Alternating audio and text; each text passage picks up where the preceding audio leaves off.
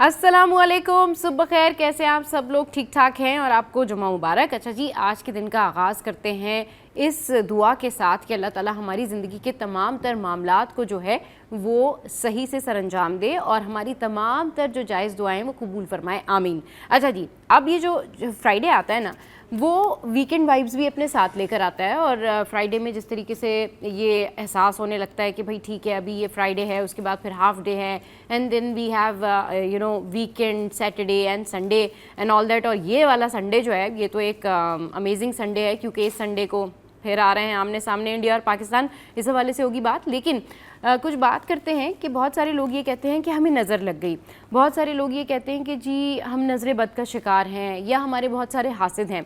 Obviously ऐसा हो भी सकता है, लोगों को नज़र लग भी सकती है और ये एक तरीके से फैक्ट भी है कि लोगों को नज़र भी लग जाती है, लोग हसद का भी जो है वो शिकार हो जाते हैं एंड ऑल दैट। लेकिन इसके लिए क्या करना चाहिए? इसके लिए डेफिनेटली आपको आयतुल कुर्सी पढ़नी चाहिए, चारों कुल पढ़ने चाहिए। लेकिन अगर इसका देखा जाए इन जनरल एक्सपेक्ट के लोगों को नज़रें क्यों लगती हैं, तो ये वो लोग होते हैं जो ख़ुद सोशल मीडिया पर अपनी बहुत सारी ऐसी चीज़ों का प्रचार कर रहे होते हैं, बहुत शो ऑफ़ कर रहे होते हैं और फिर उसके बाद वो कहते हैं जी देखें हमें नज़र लग गई।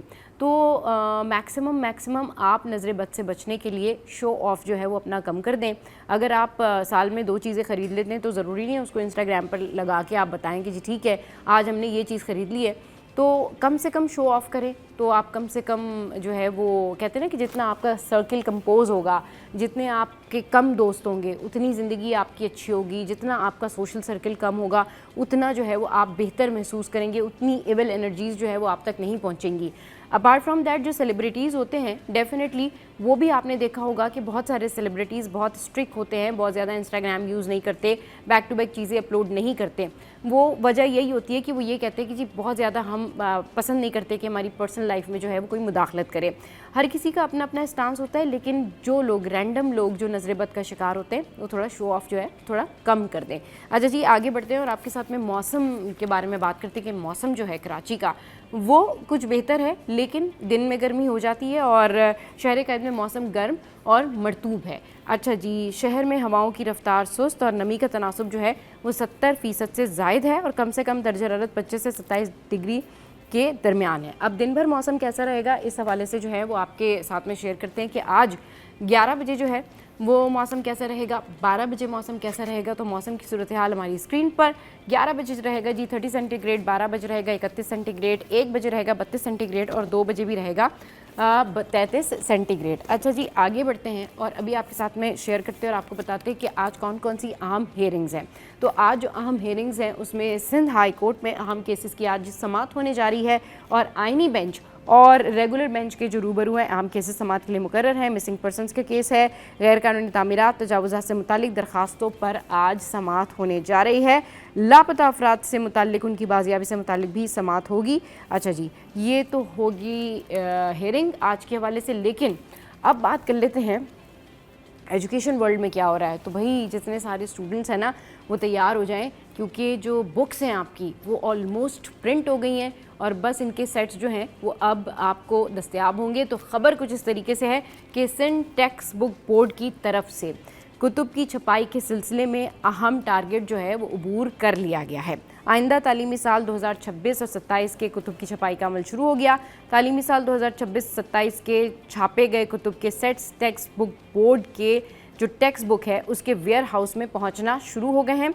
अप्रैल 2027 से शुरू होने वाले नए तालीमी साल के कुतुब के लिए टेंडर रवा साल जारी किया गया था और जनवरी 2027 तक कुतुब की छपाई का काम मुकम्मल कर लिया जाएगा, जबकि जनवरी 2027 से ही कुतुब की जो स्कूल्स की डिस्ट्रीब्यूशन का काम है वो अब शुरू हो गया और मार्च 2027 तक डिस्ट्रीब्यूशन का काम मुकम्मल कर लिया जाएगा। तालीमी साल शुरू होते ही कुतुब तलबा और तालबात के हाथ में होंगी।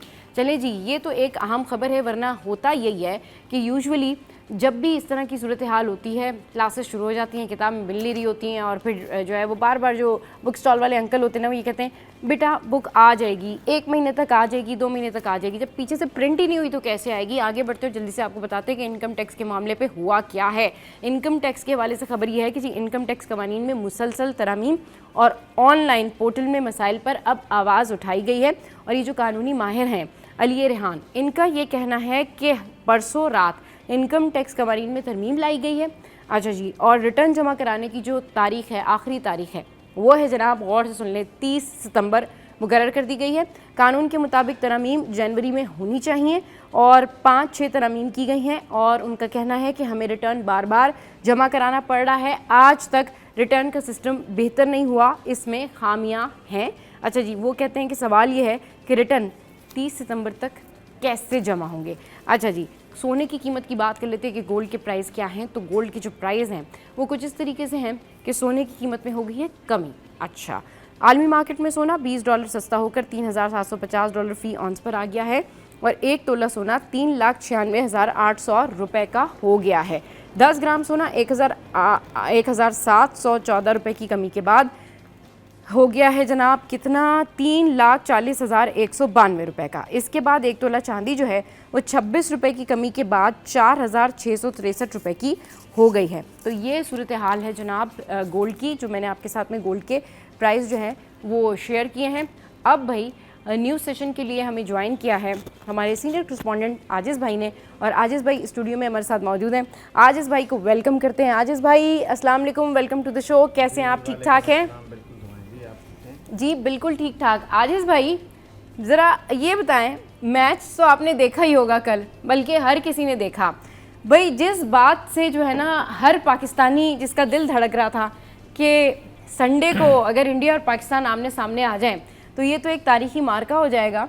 और पहली दफ़ा एशिया कप में, यानी एशिया कप के फाइनल में पहली दफ़ा जो है इंडिया पाकिस्तान एक दूसरे का आमना सामना करने जा रहे हैं। पाकिस्तान ने एशिया कप जो है वो 2 दफ़ा जीता है, सबसे ज़्यादा मरतबा इंडिया ने जो है वो एशिया कप जीता है। तो अभी कैसे देख रहे हैं आप, परसों ये तो फिर 72-73 घंटे के लिए जो है ये सूरत हाल हो गई कि फिर हर पाकिस्तानी जो है उसका दिल दोबारा से धड़कना शुरू हो गया है और दोबारा से हमें राफेल याद आ रहे हैं, दोबारा से हमें अच्छा आपने बात याद आ रही है। आपने नज़रों से बात शुरू की थी, नज़र लगने से बात शुरू की थी। जी जी, इस नजरे बद से। इस खित्ते के एक बहुत बड़े अजीम सूफी बुजुर्ग शायर थे जी, 300 साल 350 साल कबल उन्होंने शायरी की जी, हजरत शाह अब्दुल लतीफ़ भिटाई जी जी। तो मुझे एक शेर याद आ गया आपकी उस बात से। तो जी जी जी जी जी, उनका कहना है कि अखियन में थी वेह वारे आऊँ ढकिया। तर्जमा मैं आपको करके बताता हूँ। अखियन में थी वेह त वारे आऊँ ढकिया, तोखे ॾिसे न ॾेह आऊँ की पसां ॿियो। अब कह रहा है कि मेरे आंखों में आके बैठ जाएं, अखियन में थी वेह तो वारे आऊँ ढक, तो आपको मैं अपनी पलकों में छुपा दूं। आंखों में आके बैठ जाएं ताकि आपको अपनी पलकों में छुपा दूं। सही, ताकि क्यों तोखे दिसे न, तो तुम्हें कोई और ना देखे, जेलसी देखे ना, मतलब अपनी आंखों में छुपा दूं, आपको कोई और ना देखे और मैं भी किसी और को ना देख सकूं। अरे भाई वाह वाह, ये मतलब एक नजरों के हवाले से बात थी। लेकिन अब मैं आपके सवाल पे आता हूँ। देखिए अब तक जो मैचेस हुए हैं, पाकिस्तान ने कल एक अच्छा टर्न किया कि फाइनल तक पहुंच गया। वरना शुरू में तो उम्मीद बिल्कुल कम थी। शुरू के जो मैचेस थे इंडिया के साथ वो भी कोई अच्छा परफॉर्मेंस नहीं था जी। और जो स्टार्ट के मैचेस थे तो बड़ी मायूसी थी। भाई स्टार्ट के मैचेस थे, मायूसी थी। ये तो हम मायूसी की बात करें, कल जब मैच हुआ और हमारी बैटिंग लाइन जिस तरह से कोलैप्स होना शुरू हुई और एक के बाद एक जब विकेट गिरना शुरू हुई, जब हुसैन तलत आउट हुई तो आई वाज लाइक ये क्या हो रहा है। अच्छा, मसला ये है कि ये मसला अभी का नहीं है, ये शुरू से हमारी जो पाकिस्तान की जो बैटिंग लाइन है ना, हमारा जो मिडिल ऑर्डर है, ये शुरू से कोलैप्स करता है, इसमें शुरू से कोई प्रॉब्लम है। लेकिन अब सिचुएशन ये थी कि बॉलर्स की यहाँ पर तारीफ़ करनी होगी, जिस तरह से शाहिन अफरीदी ने बॉल कराई। Haris Rauf you know he is becoming a magical person. पहले तो उन्होंने वो तैयारे वाले इशारे किए, रऊफ का बड़ा वो मशहूर है, ठीक है ना। फिर उसके बाद जो है कल जो उन्होंने बॉडी लैंग्वेज यूज़ की और जिस तरह से कल उन्होंने बॉलिंग कराई, साइम वाज साइम नाइस कि उन्होंने बॉलिंग जो है वो अच्छी कराई। लेकिन मसला ये है कि जिसको बैटिंग करनी चाहिए वो बैटिंग नहीं कर रहे, जिनको बॉलिंग करनी चाहिए वो उस हिसाब से जो है वो एशिया कप में ये बात साबित हुई कि टीम में अभी भी तब्दीलियों की ज़रूरत है। हाँ मैं जो समझ रहा हूँ, मैं कोई क्रिकेट का एक्सपर्ट नहीं हूँ, जी। सीधी सी बात है जी जी। कि लेकिन जो बतौर शायकीन, बतौर जो खेल देखते हैं, हाँ। उसको सामने देख के अगर अपना तज्जिया दें या अपनी बात करें, हाँ। तो क्रिकेट में हमारी टीम को अभी बहुत मजबूत होने की ज़रूरत है। सही। चूँकि कल तो चलो हमें एक चांस मिल गया, बांग्लादेश के साथ मैच था और जो हमने जीत लिया। हाँ। उसके बाद हम फाइनल में आ गए। लेकिन अगर बांग्लादेश के साथ मैच नहीं होता, हाँ। किसी और ताकतवर मुल्क के साथ होता, तो हमारी पोजीशन क्या होती। फ़र्ज़ करें श्रीलंका के साथ होता या इंडिया के साथ हम पहले हार चुके थे। हाँ। तो हमारी पोजीशन क्या होती, ये एक सवाल था। अब मसला तो ये है ना कि अगर मगर ऐसे वैसे कैसे जैसे भी we are in the finals, और जिस तरह से सलमान अली आगा ने कहा है कि हमें पता है कि हमें क्या करना है, तो बस अल्लाह का आसरा है, फिर उसके बाद दुआएं हैं, फिर हमारी टीम है और we wish you all the best Pakistani team. इस हवाले से डेफिनेटली कल भी हम अपने शो में जो है बहुत सारी चीज़ें ज़रूर करेंगे। लेकिन खुशी इस बात की है कि देखिए जी, ये वही टीम है जिसको क्रिटिसाइज़ किया जा रहा था, ये वही बॉलर्स हैं जिनको क्रिटिसाइज़ किया जा रहा था।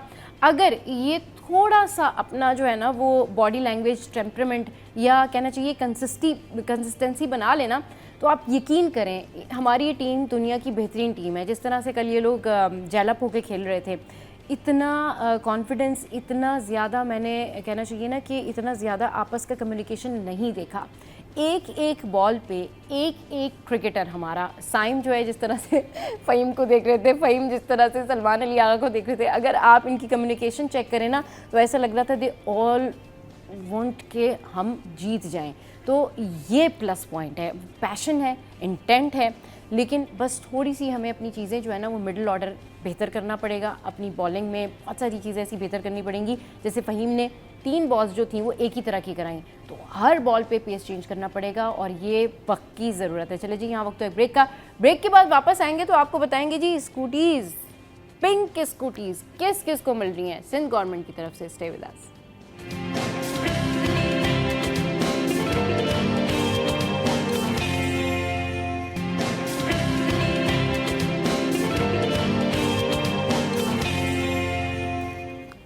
Welcome back. तो जनाब, आम खबरें आपके साथ में शेयर करते चलते कि वज़ीर आज़म और फील्ड मार्शल की अमरीकी सदर से मुलाकात का एलामिया जारी हो गया है, जिसकी तफसीलात कुछ देर में आपके साथ में शेयर करेंगे। इसके अलावा जनाब, सिंध काबीना में तब्दीलियों का फैसला कर लिया गया है। तफसीलात कुछ देर बाद, लेकिन अभी बात करेंगे पिंक स्कूटी की।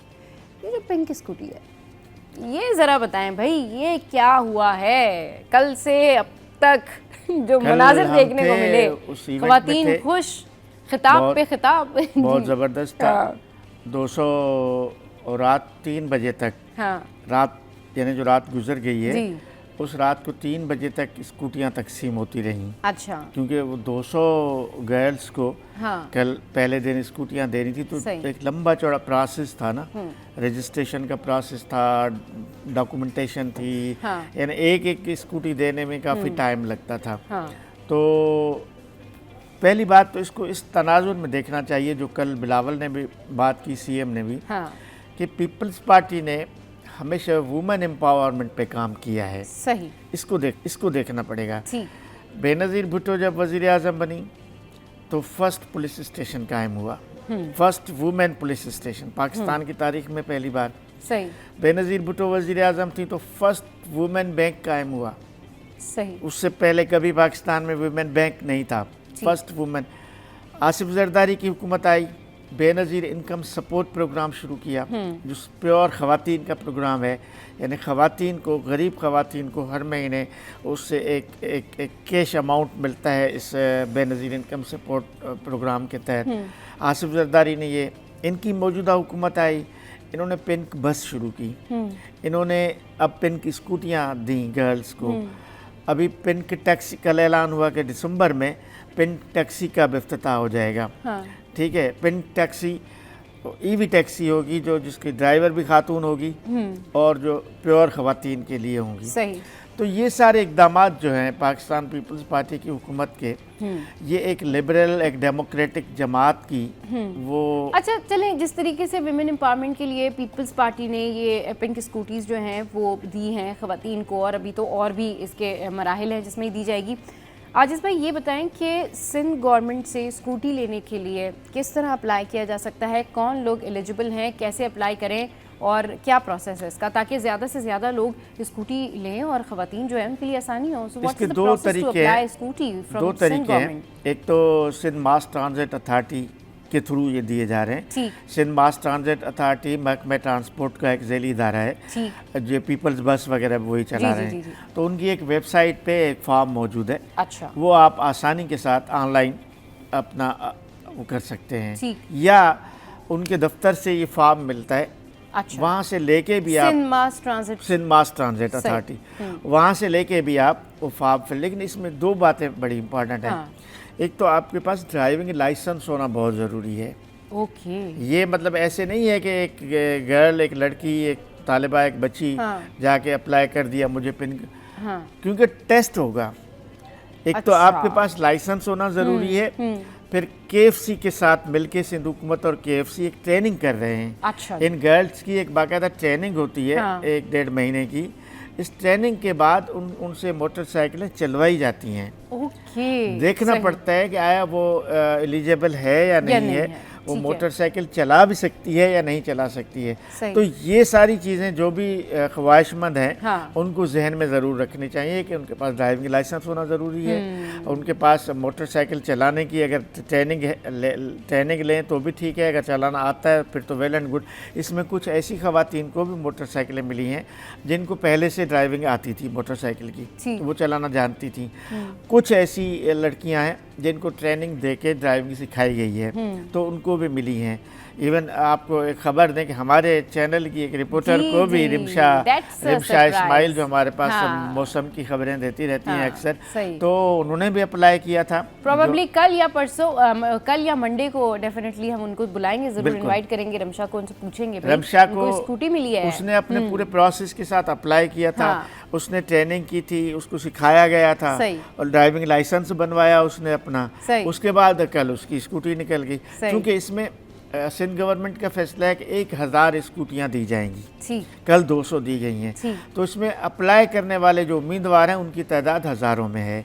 ज़ाहिर है सबको नहीं मिलेंगी, एक कुरानंदाजी होगी। कुरानंदाजी के ज़रिए जिसका भी नाम निकलेगा, तो इनका फर्स्ट फेज़ में 200 कल इन्होंने दी, लेकिन इनका टारगेट है कि आने वाले हर महीने 100 स्कूटीज़ गर्ल्स को दी जाएंगी। तो वो कुरानंदाजी के ज़रिए हर महीने एक कुरानंदाजी होगी। देखें ना, अगर 100 को देनी है, 500 अप्लायर्स हैं, तो उन 100 को कुरानंदाजी के ज़रिए जिनका भी नाम निकलेगा, बैलेट जिसका भी निकलेगा, उसको ये दिया जाएगा, उसको तो ये तरीका है। You know that's great initiative.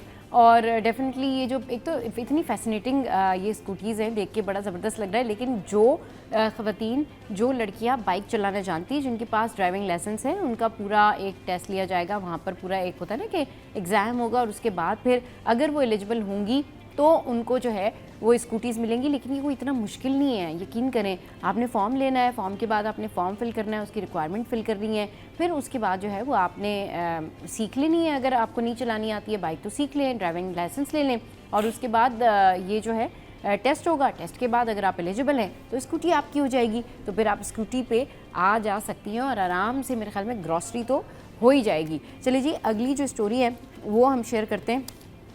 अगली स्टोरी जो है वो क्या है जी? अगली स्टोरी ये है कि पड़ोसी मुल्क जो भारत है, वहाँ पर जो मसाइल है ना, अब वो बढ़ते ही चले जा रहे हैं, बढ़ते चले जा रहे हैं। इशू ये है कि पाकिस्तान जो है एक के बाद एक इस तरीके से जो इक़दामात कर रहा है, जो सिफारती महाज पे पाकिस्तान कामयाबियाँ हासिल कर रहा है ना, वो पड़ोसी मुल्क में इतनी ज़्यादा डाइजेस्ट नहीं हो रही हैं। अच्छा जी, अब ये जो मुलाकात हुई है ट्रंप और हमारे पीएम प्राइम मिनिस्टर शहबाज शरीफ की, ये जो मुलाकात हुई है बड़ी अहम मुलाकात है। अब इसकी जो न्यूज़ है, इसकी जो खबर है कुछ इस तरीके से है कि वज़ीर-ए-आज़म शहबाज शरीफ की अमरीकी सदर ट्रंप से मुलाकात। वज़ीर-ए-आज़म मोहम्मद शहबाज शरीफ और अमरीका के सदर डोनाल्ड ट्रंप के दरमियान मुलाकात हुई, जो कि इंतहाई अहम मुलाकात है।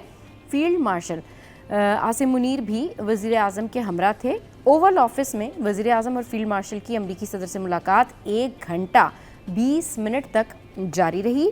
अमरीकी नायब सदर जेडी वेंस जो हैं वो भी वहाँ मौजूद थे, और जो वज़ीर ख़ारजा हैं मार्को रूबियो, वो भी इस मुलाकात में शरीक थे। सदर ट्रंप और वज़ीर-ए-आज़म शहबाज शरीफ की मुलाकात में होने वाली गुफ्तगू की जो तफसीलात है वो ऑलमोस्ट जारी नहीं की गई हैं, मगर मुलाकात शुरू होने से पहले this is the main point. मुलाकात शुरू होने से कबल डोनाल्ड ट्रंप ने वज़ीर-ए-आज़म शहबाज शरीफ और फील्ड मार्शल को अजीम रहनुमा करार दिया। अमरीकी सदर का कहना था कि फील्ड मार्शल आसिम मुनीर बेहतरीन शख्सियत के मालिक हैं। वज़ीर-ए-आज़म पाकिस्तान भी शानदार शख्स हैं। इससे कबल वज़ीर-ए-आज़म शहबाज शरीफ वाशिंगटन डीसी एयरपोर्ट पहुंचे थे, जहां पर उनका अमरीकी हुक्काम ने शानदार इस्तकबाल किया था। वज़ीर-ए-आज़म हाउस से जारी एलामिया के मुताबिक वज़ीर-ए-आज़म शहबाज शरीफ पाकिस्तानी वफ्द के हमरा जो है वो एंड्रयूज़ एयरबेस पहुंचे तो उनका रेड कारपेट पर अमरीकी एयरफोर्स के आला ओहदेदार ने इस्तकबाल किया। वज़ीर-ए-आज़म का मोटरकेड अमरीकी सिक्योरिटी के हिसार में एयरबेस से रवाना हुआ। फिर उसके बाद वो वहाँ पर पहुँचे और ये इंतहाई अहम मुलाकात रही और इसका जो एलामिया है साथ साथ वो भी जारी कर दिया गया है। वज़ीर-ए-आज़म हाउस की जानिब से जारी होने वाले एलामिया के मुताबिक वज़ीर-ए-आज़म ने अमरीकी सदर को अमन का अलमबरदार करार दिया। ये मुलाकात गर्मजोशी और खुशगवार माहौल में हुई। इस मौके पर वज़ीर-ए-आज़म का कहना था कि सदर ट्रंप दुनिया भर में तनाज़ात के ख़ात्मे के लिए मुखलिसाना कोशिशों में मसरूफ़ हैं। एलामिया में बताया गया कि वज़ीर-ए-आज़म ने सदर ट्रंप की जुर्रतमंदाना, दिलेराना और फैसलाकुन क़यादत को सराहा और कहा कि सदर ट्रंप ने पाकिस्तान और भारत के दरमियान जंगबंदी में जो है वो सहूलत फराहम की। वज़ीर-ए-आज़म का कहना था कि सदर ट्रंप ने जनूबी एशिया में एक बड़ी तबाही को टालने में मदद फराहम की। अच्छा जी, ये 1 घंटा 20 मिनट की जो मुलाकात थी, जो कि ये बड़े रहनुमाओं के दरमियान मुलाकात हुई। अब पड़ोसी जो मुल्क है हमारा, वहाँ पर आप देखें, वहाँ पर तो पाकिस्तान की छोटी से छोटी बात को भी हाईलाइट किया जाता है और उसका इम्पैक्ट उनके ऊपर पड़ता है। अगेन ट्रंप सेड दैट कि हमारे जो फील्ड मार्शल हैं वो अजीम रहनुमा हैं, लीडर हैं, तो ये कितना बड़ा एक इम्पैक्ट क्रिएट करेगा पड़ोसी मुल्क के लिए, क्योंकि उनको तो हमारे जो क्रिकेटर हैं उनके जो क्रिकेट के जो फ़नी जो होते हैं गेमिंग के इशारे वगैरह वो भी नहीं हज़म होते। तो ये तो this is a big thing. देखिए, मई के बाद सूरत हाल दुनिया की तब्दील हो गई है। हाँ, मई में जो जंग हुई पाकिस्तान और इंडिया की, उसने पाकिस्तान का इमेज, पाकिस्तान की दुनिया में हैसियत और पाकिस्तान की दिफाई सलाहियत, इन तीनों को इतना उजागर किया है कि यहाँ से यहाँ तक पाकिस्तान आ गया है। सही। अब सिर्फ देखें, सिर्फ अमेरिकन की बात नहीं है, पूरी दुनिया में, सऊदी अरब में आप देखें ना कितना बड़ा इस्तकबाल हुआ पाकिस्तान के वज़ीर-ए-आज़म और फील्ड मार्शल की। ये चीज़ें कनेक्टेड हैं। सऊदी अरब, उससे कबल दीगर जो इस्लामी ममालिक थे, उन्होंने पाकिस्तान का कितना वेलकम किया। और डोनाल्ड ट्रंप जिसने पहले दिन से ये बात तस्लीम की थी कि उन्होंने जंगबंदी कराई, और डोनाल्ड ट्रंप ने सबसे पहले ये गवाही दी थी कि तैयारे गिराए गए हैं, जो इंडिया मानने के लिए तैयार नहीं था। तो डोनाल्ड ट्रंप की गवाही तो पूरी दुनिया मानती है, लाजमी है। बात ख़त्म हो गई थी वहाँ से।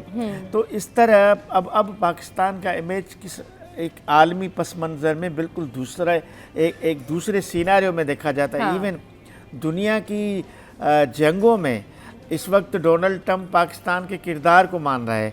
पाकिस्तान को सालिसी के लिए इस्तेमाल किया जाता है कि दुनिया, ईरान से पाकिस्तान की बातचीत करवाई गई है।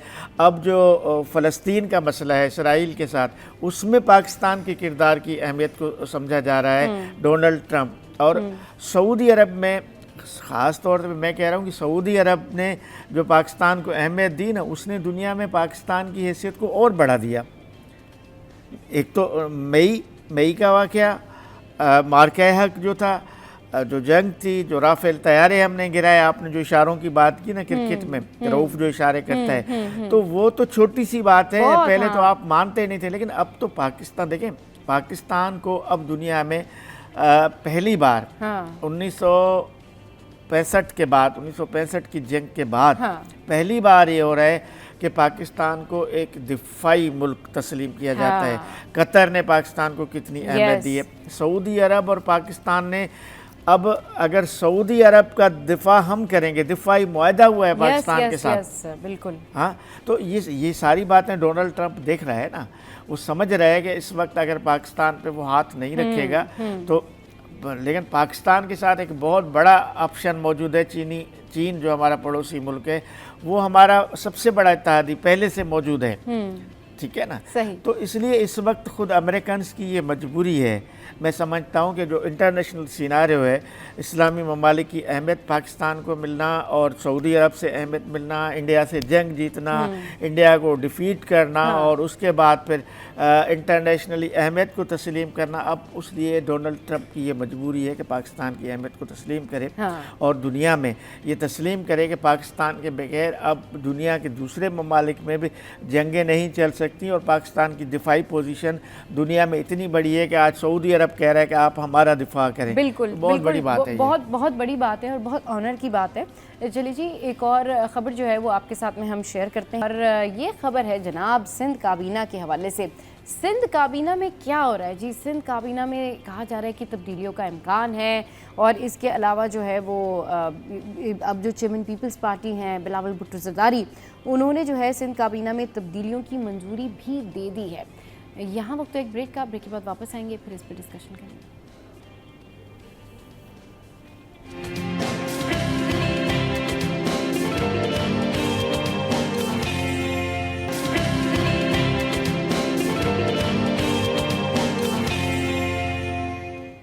Welcome back. तो सिंध काबीना में जो तब्दीलियां हैं उस हवाले से हम बात कर रहे हैं। आजिज़ भाई ज़रा बताएं क्या है स्टोरी इनसाइड? देखिए, काफ़ी अर्से से पीपल्स पार्टी की क़यादत इस पर गौर कर रही है कि सिंध काबीना में कुछ रीशफलिंग हो। तो ज़रा कह रहे हैं कि आज शाम 4 बजे कुछ वज़रा हल्फ ले रहे हैं। अच्छा। जिसमें दो का तो एक्सपेक्ट है कि 2 नए वज़रा, 2 नए चेहरे सिंध काबीना में इंडक्ट हो रहे हैं। शाम 4 बजे गवर्नर हाउस में वो हल्फ लेंगे। लेकिन कुछ वज़रा के पोर्टफोलियोज़ तब्दील हो रहे हैं, उनके महकमे तब्दील हो रहे हैं, कुछ वज़रा की छुट्टी हो रही है। सही। अगर 2 नए ले रहे हैं तो शायद 2 वज़रा की छुट्टी हो रही है और कुछ वज़रा के कलमदान तब्दील हो रहे हैं। ये आज आने वाले 2-3 घंटों में इसके नोटिफिकेशंस जारी हो जाएंगे। सही। तो ये रीशफलिंग हो रही है सिंध काबीना में। चलें जी, आने वाले 2-3 घंटों में जो है पता चल जाएगा कि क्या होने जा रहा है और क्या बड़े पैमाने पर तब्दीलियाँ हो रही हैं। अच्छा जी, जिस तरीके से हमने देखा कि पाक फ़ौज ने अपनी डेटरेंस कायम की और इंडिया को मुंह तोड़ जवाब दिया और अभी रिसेंटली हमने आपके साथ में ख़बर शेयर की कि जो अहम मुलाकात हुई डोनाल्ड ट्रंप की, फील्ड मार्शल की, प्राइम मिनिस्टर की, और जिसमें उन्होंने बहुत ज़बरदस्त 1 घंटा 20 मिनट की ये मुलाकात हुई और इसका इम्पैक्ट डेफिनेटली पूरी दुनिया पर ही जाएगा। तो हमें फ़ख्र है हमारी फ़ौज पर, और जिस तरह हमें फ़ख्र है ना, इस तरह हमारी बहुत सारी जो पॉलिटिकल पार्टीज़ हैं, हर पाकिस्तानी उसको बड़ा फ़ख्र है। तो आज हमारे पास जो है वो पाकिस्तान कंजर्वेटिव पार्टी से दानिश चन्ना साहब मौजूद हैं, जो कि इस पार्टी के जो हैं वो चेयरमैन हैं।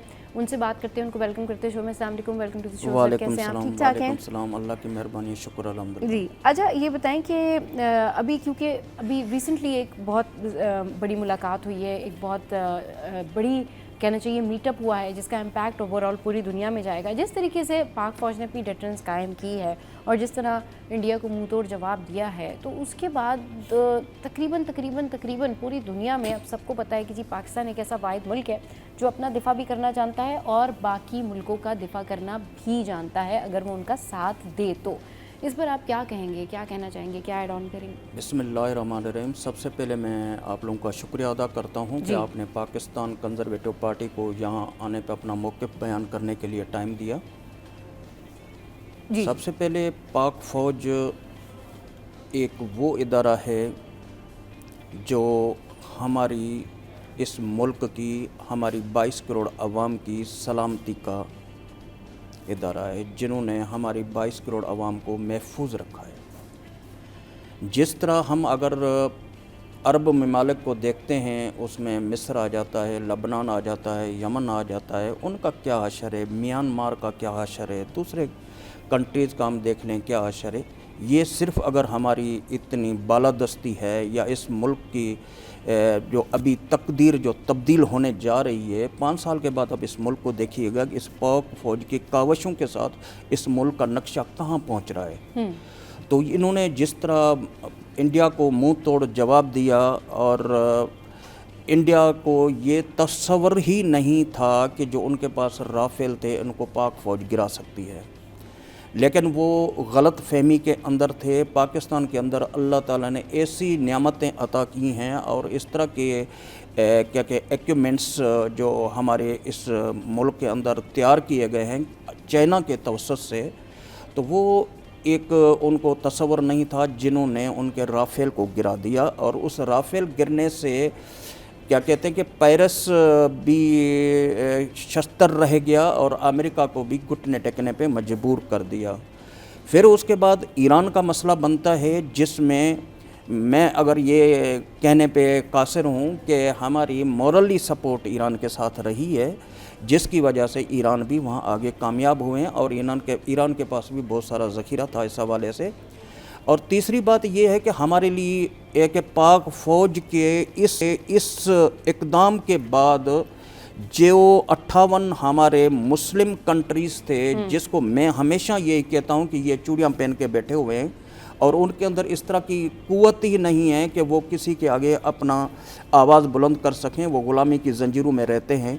लेकिन आज वक्त आ गया है पाक फ़ौज की उस ताकत की वजह से कि वो अरब मुल्क अब हमारी की तरफ जो है देख रहे हैं और पाकिस्तान के साथ मुआहदा कर रहे हैं। ये बहुत बड़ा एक हमारा एक क्या कहते हैं कामयाबी की तरफ हम जा रहे हैं। संडे को रैली वगैरह कुछ का इनेकाद करने जा रहे हैं? जी, हम पाकिस्तान कंजर्वेटिव पार्टी पाक फ़ौज की हिमायत और सऊदी के साथ जो हमारा म्यूचुअल एक अंडरस्टैंडिंग एक एग्रीमेंट हुआ है, उनकी हिमायत में हम पाकिस्तान कंजर्वेटिव पार्टी के मरकज़ी सेक्रेटेरिएट से वाया शारा फैसल से होते हुए जंग प्रेस के दफ्तर से होकर प्रेस क्लब तक वाइंड अप होगी। ये पाक फ़ौज की हिमायत और उनके साथ यकजहती के तौर पे और उनके साथ शाना बशाना खड़े होने के लिए ये रैली का इनेकाद किया गया है। इस रैली का इनेकाद किया गया है। अच्छा सर, पॉलिटिकल पार्टीज़ जो हैं उनके अपने अपने मैनिफेस्टोज़ होते हैं, उनके अपने अपने जो है ना वो प्रिंसिपल्स होते हैं, जिसके तहत वो बताते हैं कि जी हमारे पास आवाम के लिए ये सारा कुछ है। आप बताएं अपनी पॉलिटिकल जी, पाकिस्तान कंजर्वेटिव पार्टी का भी एक मकसद है, उनका भी एक आइन है, उनके भी एक नुकात हैं। मैं सिर्फ हमारे नुकात तो बहुत सारे हैं, लेकिन मैं सिर्फ 5 नुकात के अंदर उसको ख़त्म करता हूँ। जो कहते हैं कि अल्लाह की धरती पे निज़ाम मुस्तफ़ा। जी, अब अल्लाह की धरती पे निज़ाम मुस्तफ़ा है क्या? अब निज़ाम मुस्तफ़ा उन 5 चीज़ों में मैंने समाया हुआ है कि वो 5 चीज़ें हमारे पास क्या हैं। अगर वो 5 चीज़ें इस अवाम को, पाकिस्तानी अवाम को अगर मिल जाएं तो मैं समझता हूँ कि यूरोप से कम नहीं होगा। वो 5 चीज़ें क्या हैं? हम अगर बाहर की कंट्रीज़ में जाते हैं कि हमारा जो पढ़ा लिखा बंदा नहीं है वो भी दूसरे को कहता है कि ये रोड क्रॉस नहीं करना, क्योंकि ये शऊर है वहाँ पे, क्योंकि वहाँ कानून की बालादस्ती है। यहाँ पाकिस्तान के अंदर इस तरह की नहीं है कि पाकिस्तान के अंदर हम ये चाहते हैं कि हमारे जो बुनियादी हकूक़ है, सबसे पहले हमारी जो तालीम है फ्री ऑफ कास्ट होनी चाहिए। ये हमारा बुनियादी हक है जो कि स्टेट की ज़िम्मेदारी है। फिर उसके बाद हमारा जो दूसरी पॉइंट है वो सेहत का मामला है। जो सेहत इधर हमारे पास एक क्या कहते हैं कि एक कसाईयों की तरह एक बिजनेस कल्चर एक बन चुका है, उसको बिल्डूस किया जाए और ये स्टेट की जिम्मेदारी है फ्री ऑफ कास्ट जो है सेहत उनको फराहम की जाए। ये हमारा बुनियादी हक है। फिर उसके बाद हमारा बुनियादी हक है law and order. Law and order हमारे इधर 3-4 किस्म के चल रहे हैं, एक किस्म का नहीं है। गरीब के लिए और है, अमीर के लिए और है। हम चाहते हैं कि वो एक निज़ाम के तहत लॉ एंड ऑर्डर हो। चौथा हमारी पॉइंट ये है जस्टिस। यहाँ इंसाफ हमारे पास होता नहीं है। हाज़िरी के ऊपर हाज़िरी, हाज़िरी के ऊपर हाज़िरी, और गरीब बंदा वहाँ मर जाता है या वो 17 साल 18 साल जेल काटता है, फिर पता चलता है कि ये बेनाहक बंदा है और इनके साथ नाइंसाफ़ी हुई है। और 5वीं पॉइंट हमारी यही है कि हमारी इस कौम को पानी, बिजली, गैस फराहम करना ये स्टेट की जिम्मेदारी है, जो कि हमें यहाँ मिलती नहीं है। सही। तो ये हमारे 5 पॉइंट्स में मैंने इनको समा दिया। वैसे हमारे पॉइंट 75 पॉइंट्स से हैं। हमने उन 75 पॉइंट्स करके हमने ये 5 पॉइंट्स बनाए। ठीक है। अच्छा, मतलब इन जनरल आपने ये 5 पॉइंट्स जो हैं वो बताएं। चलिए जी, इस हवाले से मज़ीद भी बात करेंगे कि इनकी पार्टी जो है वो किस तरह काम करती है, लोगों का रिस्पांस क्या है, लेकिन एक छोटे से ब्रेक के बाद हमारे साथ रहिए।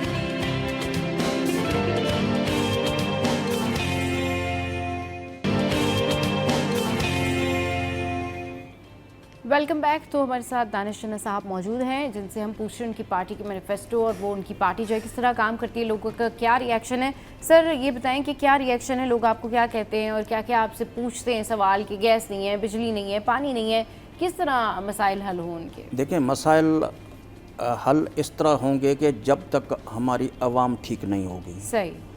आवाम जो इसमें हमारे मुल्क के अंदर जो हो रहा है, जो बिज़नेस कल्चर हो रहा है, जितने भी पार्लियामेंटेरियंस आते हैं वो अपने एक कॉन्स्टिट्यूशन में आके जो है 20-25 करोड़ मार्केट में फेंक देते हैं और गरीब आवाम के ज़मीर को ख़रीदते हैं।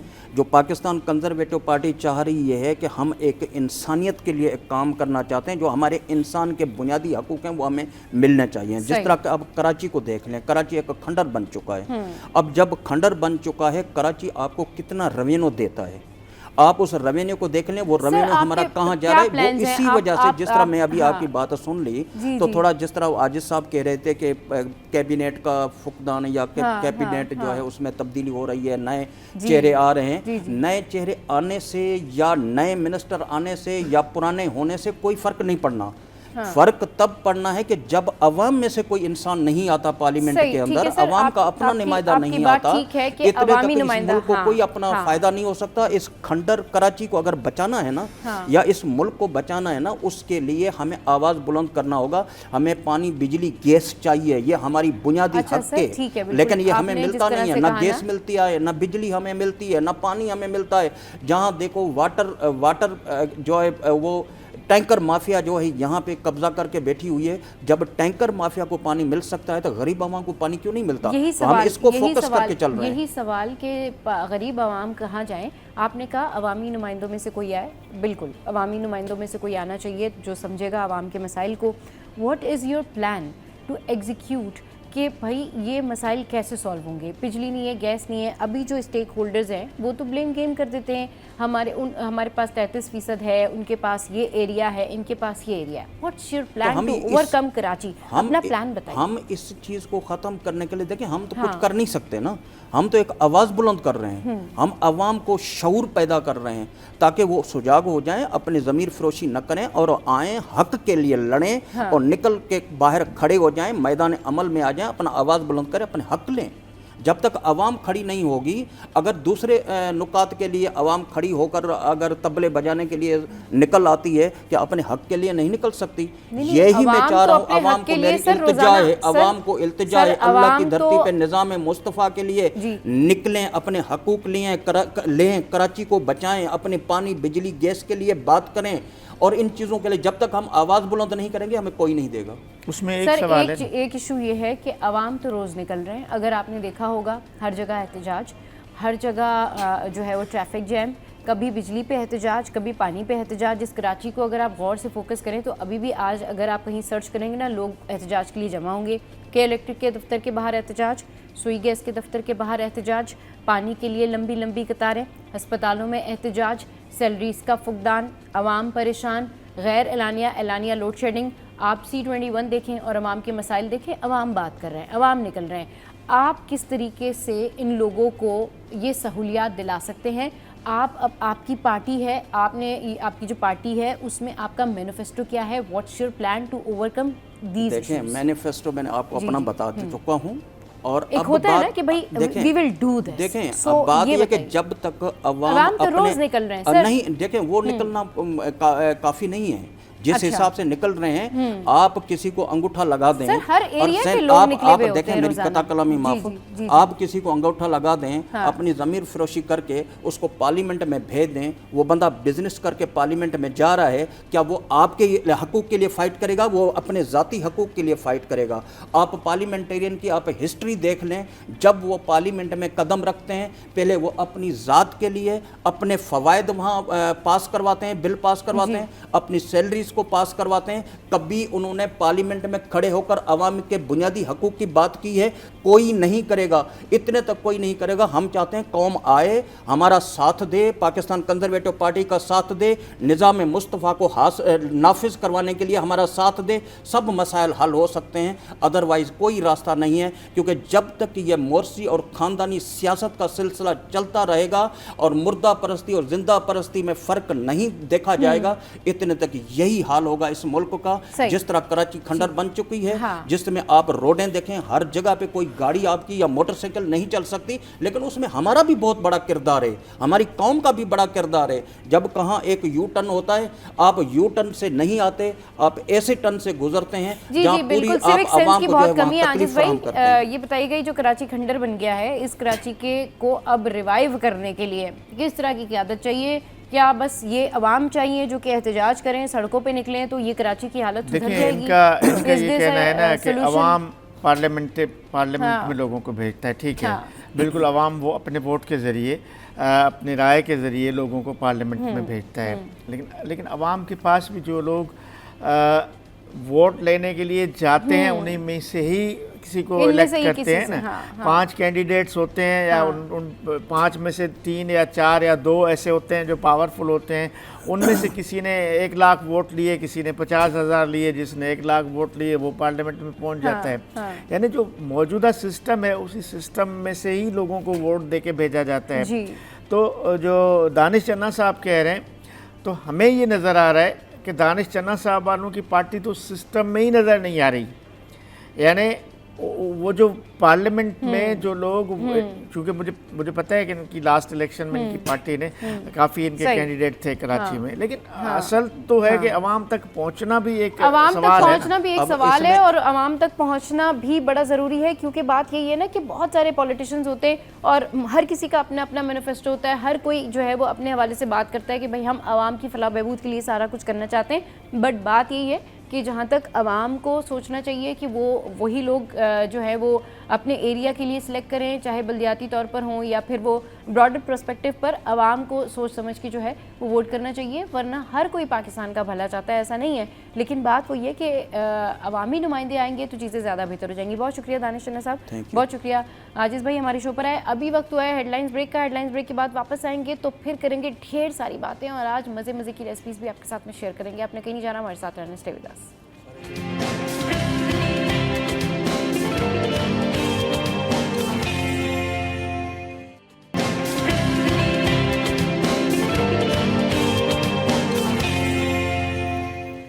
Welcome back. तो जनाब क्या बात है कि आज है जुमा और जुम्मे के दिन से लेके संडे तक ना सब अपना वीकेंड भी प्लान करते हैं और अपना स्केड्यूल भी प्लान करते हैं। और आज के दिन की मुनासबत से हमने सोचा कि आपके साथ में मज़े की रेसिपी शेयर करते ताकि आज शाम को भी जो है वो आप कुछ अच्छा बना सकते हैं और कल वीकेंड के लिए भी कुछ अच्छा बना सकते हैं। और वीकेंड पे तो हमारे शेफ्स आपके साथ होते ही हैं।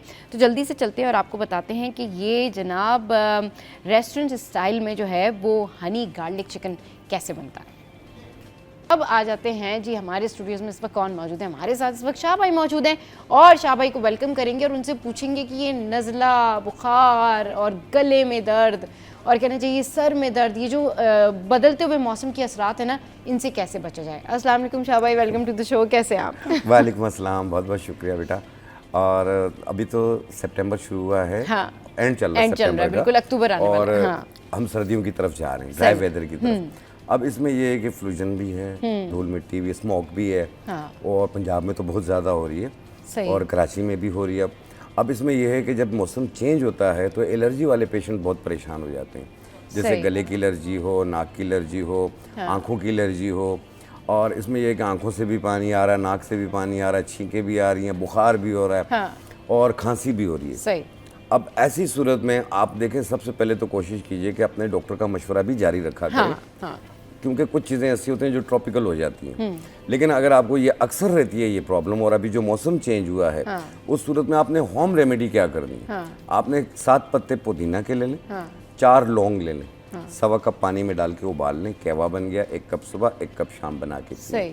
आप देखिएगा पहले दिन ही आपको कितना फ़र्क आता है। सही। फिर इसे कंटिन्यू कर लीजिएगा 2-3 दिन, काफ़ी है, बिल्कुल ठीक हो जाएंगे इंशाअल्लाह ताला। सही। और अगर आपको बिल्कुल छींकें शुरू हो जाती हैं, 30-35 छींकें एक साथ आ जाती हैं, बुरा हाल हो जाता है, एंटी एलर्जीज खानी पड़ती हैं, तो आपने बनफशा के पत्ते लेने। अच्छा। ये हमारी एंटी एलर्जी होते हैं, बनफशा के पत्ते। बनफशा के पत्ते। इसकी 1 चम्मच को 1.25 कप पानी में डाल के उबाल लें। कहवा बन गया। हाँ। 1 कप सुबह, 1 कप शाम बना के पिए। सही। इससे नींद भी नहीं आती है। अच्छा। हाँ, वरना एंटी एलर्जी से नींद अच्छा बहुत शाह आती भाई, है। इस तरह से होता है कि बहुत सारे लोग, जैसे मुझ समेत आजकल मुझे भी ये बहुत ज़्यादा हो रहा है कि थोड़ी सी आपने मेडिसिन ली, यानी कोई भी आपने मेडिसिन ली, उसके बाद आप फील करते कि नहीं जी नज़ला ठीक हो गया, बेहतर हो गया। उसके बाद फिर जब आप अपने काम से या अपनी तमाम तर चीज़ों से फ्री होते हैं, मूव होते हैं, उसके बाद फिर नज़ला जो है ना वो गले में गिरना शुरू हो जाता है और फिर नींद भी नहीं आ रही होती। इस वजह से बार बार आप जाते हैं कि जी बलगम आ रहा है, या आप जाते हैं उसको थ्रो करने के लिए। तो ये जो बार बार नज़ला गिरता है गले में, इससे बहुत सारे लोग परेशान रहते हैं, यानी कि वो रात को सही सो भी नहीं पाते हैं, कंजेशन भी हो रही होती है। क्या हाल है? देखो बेटा, इसमें यह है कि एक होता है नज़ला, मैंने कहा ना बहने वाला, हाँ नाक से बह रहा है, एक सही। होता है अंदर गले में अंदर गिरता है। गले में गिर रहा है। इसका अफेक्ट जो है ना 3 चीज़ों पे पड़ता है। एक आंखों पे पड़ता है, अच्छा नज़र कमज़ोर होने लग जाती अच्छा। है। दूसरा दांतों पे पड़ता है, ओके। दांत खराब होने लग जाते हैं। तीसरा बालों पे पड़ता है, बालों पे पड़ता जी है, सही। ये बाल वाइट करना शुरू हो जाते हैं, जो नज़ला गले में नज़ला गिरता है। अंदर गले में गिरता है। अच्छा। इसकी वजह से सर दर्द भी फील होता है हाँ। और सुस्ती काहिली होती है, कहीं जाने को मन नहीं करता, दिल चाहता है लेटा रहूं मैं। सही। देखो इसको ठीक करने के लिए और रेशे को ख़त्म करने के लिए जो गले में गिरता है और सर का भारीपन भी दूर होगा, तो आपने 5 दाने सपिस्तान ले लें। अच्छा सपिस्तान ये पंसारी की दुकान पे मिल जाते हैं, इसे आम लफ्ज़ों में लसोड़ा कहते हैं, अच्छा जो अचार में भी डलता है, सही। लेकिन पंसारियों के पास सूखा हुआ मिलता है। सही। 5 दाने सपिस्तान ले लें, और 1 चम्मच बांसा के पत्ते ले लें। अच्छा। बांसा के पत्ते, हाँ, इसे बरगे उरूसा भी कहते हैं। अच्छा। इसकी 1 चम्मच और 5 दाने बांसा के पत्ते, सॉरी 5 दाने लसूड़ा जो है जिसे सपिस्तान कहते हैं, सही। और 1 चम्मच बांसा के पत्ते, इन्हें 1.25 कप पानी में डाल के उबाल लें। सही। कहवा बन गया। 1 कप रोजाना रात को सोते वक्त पिएं। सही। ये कुछ दिन पीना होता है, फायदा पहले ही दिन होगा। जब तक मुकम्मल तौर पे आपका ये बलगम गिरना मुकम्मल तौर पे ख़त्म नहीं होता, उस वक्त तक जारी रखें। 5 दिन लगें, 7 दिन लगें, 4 दिन लगें, आप जारी रखें। फ़ायदा आपको पहले ही दिन होगा, सर हल्का हो जाएगा। अच्छा, ये तो बड़ा ज़बरदस्त है कि भाई ये जो क्या होता है कि नज़ले की वजह से सर में दर्द होता है, ये जो आपका ये हाँ, जो ये फोरहेड है जगह पूरा, ये कान बंद फ्रंटल हो लोब, जाते हैं। ये कहाँ कान बंद हो जाते हैं और बहुत मसला होता है। शामिल मुझसे स्मेल भी फील होती है। स्मेल भी फील होती है। अच्छा, ये क्या इशू है कि जब आपने मेडिसिन खाई तो नज़ला थोड़ी देर के लिए ठीक, फिर थोड़ी सी हवा लगना शुरू हुई, या आपको थोड़ा सा आपने बाहर गए या आपने मुंह धोया, फिर वापस वही नज़ले वाली कैफियत शुरू हो जाती ये है? एलर्जी है ना। अच्छा। ये धूल से, मिट्टी से, खुशबू से, बदबू से, पानी से, किसी भी चीज़ से हो सकती है। किसी भी चीज़ से हो सकती चेहरा धोते हैं सुबह के टाइम पे एकदम छींकें शुरू हो जाती हैं, हाँ। गला भी ख़राब हो जाता है, नाक भी बहने, ये थोड़ी देर के लिए होता है, बाद में सही। वापस भी सेट हो जाते हैं। सही। बाज़ को एंटी एलर्जी खानी पड़ जाती है, खानी पड़ जाती है। ठीक है। तो उस सूरत में आप बनफशा के पत्तों का कहवा पियेंगे तो ये आपके अलामात अच्छा, सही हो जाएंगे। शाह भाई, बलगम जो है वो बुजुर्गों को भी बहुत तंग करता है और बच्चों को भी बहुत तंग करता है, सब कोई जो है वो बहुत ज़्यादा तंग करता है। और ये इस तरह से होता है कि ये ना अंदर कंजेशन हो जाती है, यानी सीने कुछ पे लोगों को हाँ ऐसा लगता है जैसे उल्टी उल्टी आ रही है या वोमिट फील होती है, लेकिन उनका बलगम जो है वो प्रॉपर नहीं निकल पाता। और फिर वो आपने देखा होगा कि वो डॉक्टर्स कहते हैं निबुलाइज कर लें या उस तरह से वो चीज़ें करने का मशवरा दे रहे होते हैं। आपके पास क्या रेमेडी है कि बलगम जो है वो साफ़ हो जाए, यानी कि बिल्कुल सीने की तरफ जो जम जाता है उससे साफ़ हो जाए? देखें, हम और किशमिश सांस खाते लेने में हैं। आसानी हो। हाँ, हाँ, हम किशमिश खाते हैं। किशमिश एक होती है काली किशमिश, ब्लैक अच्छा। कलर की होती है वो, सही। काले अंगूर की होती है वो, पंसारी से भी मिल जाती है, ड्राई फ्रूट वालों से ये भी मिल जाती मुनक्का है। तो नहीं नहीं, कहते मुनक्का तो लाल होती है ना, मुनक्कल? अच्छा एक काली किशमिश अलग होती है, अच्छा, एक हरी किशमिश होती है। सही। आपने काली वाली किशमिश लेनी है, बिल्कुल ब्लैक कलर की होती है, सही। और वो काले अंगूर की बनती है। उसके 10 दाने 1.25 कप पानी में डाल के उबाल लें, कहवा बन गया। 1 कप सुबह 1 कप शाम पिएं, ये पूरा सीना साफ कर देगी आपका। अच्छा। ये हर किस्म की खांसी को ख़त्म करती है, चाहे सही। कंजेशन हो हाँ। या दमकुशी खांसी हो, यानी ये सांस बच्चे, रुक रहा बड़े हो, बुजुर्ग सब पी बच्चे बूढ़े सब इस्तेमाल कर सकते हैं। किशमिश एक ग़िज़ा है, कोई दवा नहीं है। काली किशमिश 10 दाने लेने हैं उसके और उसको पानी में भिगो दें। उसको 1.25 कप पानी में डाल हाँ, के हाँ। उबाल लें, कहवा बना लें उसको। अच्छा, अच्छा। जोश दे दें, एक सही, दो उसका जोश कहवा दे के पीना। उतार लें, हाँ। फिर छान के वो पी लें पानी। सही।